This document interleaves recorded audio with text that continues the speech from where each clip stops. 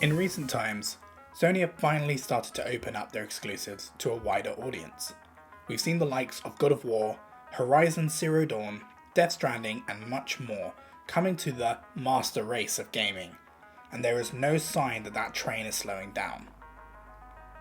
This time, we get the Uncharted Legacy of Thieves Collection, with the brilliant Nathan Drake and Chloe Fraser coming in hot.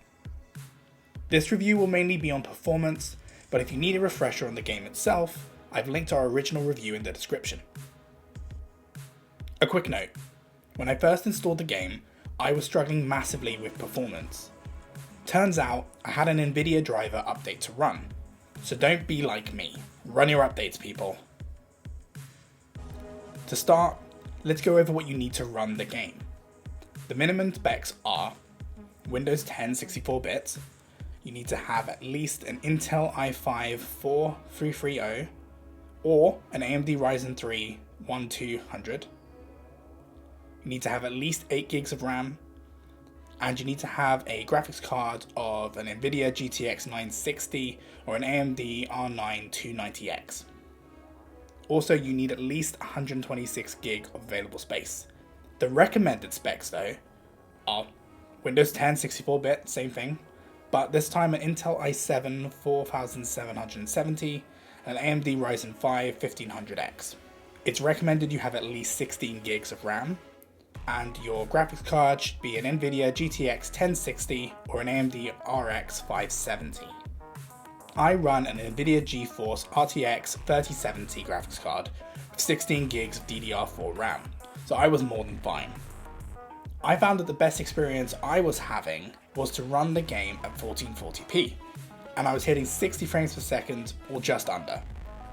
This is basically what you'd get if you were playing the title on the PlayStation 5, giving a completely comparable experience. I could have capped my frames at 30 frames per second and played at 4K if I really wanted to as well. I did find though, if I wanted to play the game in 1440p and full screen mode, that I had to change my display's resolution to 1440p, so the game could actually match it. If I kept my resolution at 4K and tried to alter it in-game to 1440, the settings are actually grayed out. In windowed mode, it was fine. I could change it, but it did actually change the size of the window itself to be 1440 on a 4K display. Once I got the game going at these settings, the game felt so smooth though, and I had no stutters or even really any noticeable frame dips.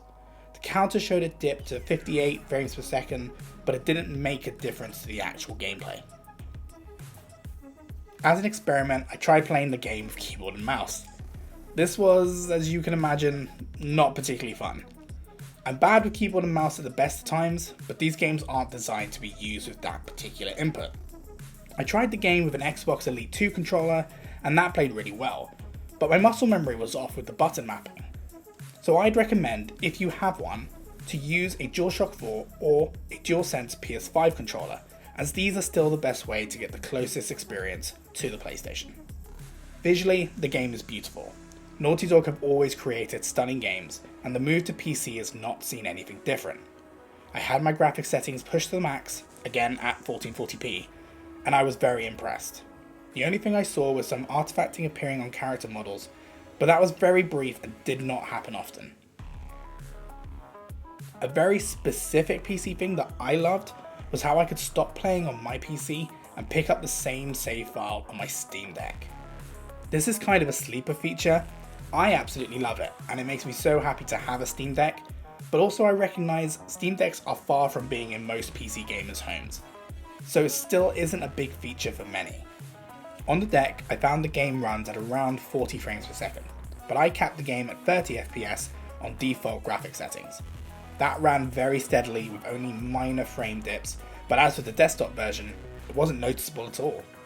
The game is deck verified on launch, so you're ready to go whether you're on your desktop or the Steam Deck.